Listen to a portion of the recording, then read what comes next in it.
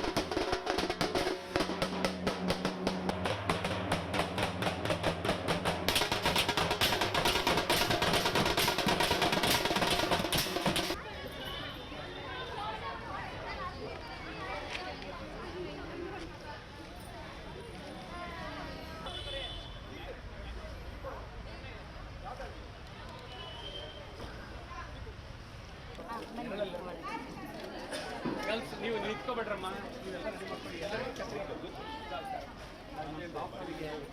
ಎಲ್ಲರಿಗೂ ಬೇಗ ಸ್ವಲ್ಪ ಕೆಳಗೆ ಬರಬೇಕು. ಸ್ವಲ್ಪ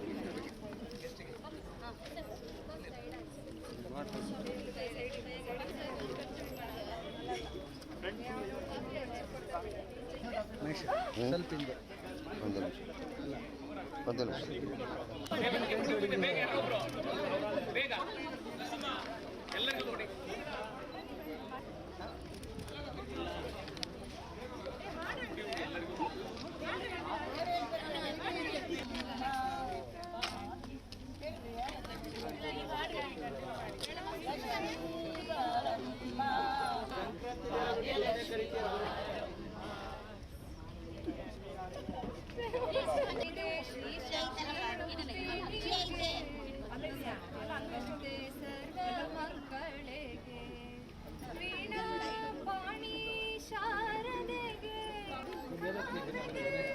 ಹೊರನಾಡ ತಾಯಿ ಶ್ರೀ ಅನ್ನಪೂರ್ಣೆಗೆ ಮುತ್ತಿನಾರಿದೆ ಶ್ರೀ ಶಕ್ತಿ ರೂಪಿಣಿಗೆ ಮುತ್ತೈದೆ ಶ್ರೀ ಶಕ್ತಿ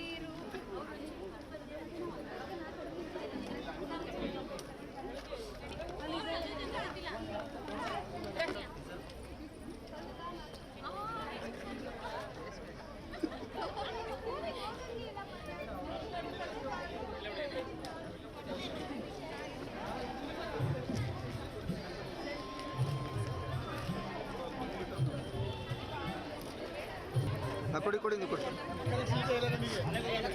ಗುರು. ಹಲೋ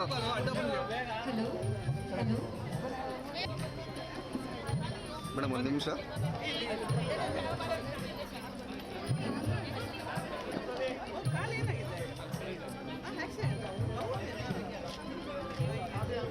ಅಲ್ಲ, ನೀವು ತಿನ್ಬೇಕು, ಬರ್ರಿ, ಅವ್ರೊಬ್ಬರೇ ತಿಂತಿದ್ದಾರೆ.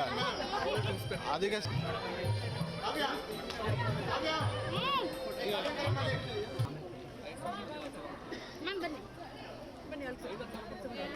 ಎಲ್ಲ ಪ್ರಾಕ್ ಶಿಕ್ಷಣಾರ್ಥಿಗಳು ಕೂಡ ಕಾರ್ಯಕ್ರಮ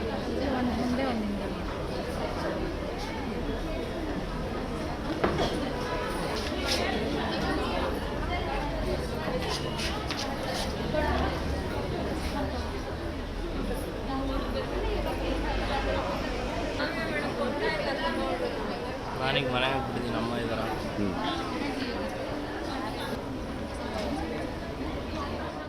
ಹೆಚ್ಚಿನ ವಿಡಿಯೋಗಳಿಗೆ ಪ್ರತಿಧ್ವನಿ ಯೂಟ್ಯೂಬ್ ಚಾನೆಲ್ ಸಬ್ಸ್ಕ್ರೈಬ್ ಮಾಡಿ, ಬೆಲ್ ಐಕಾನ್ ಕ್ಲಿಕ್ ಮಾಡಿ.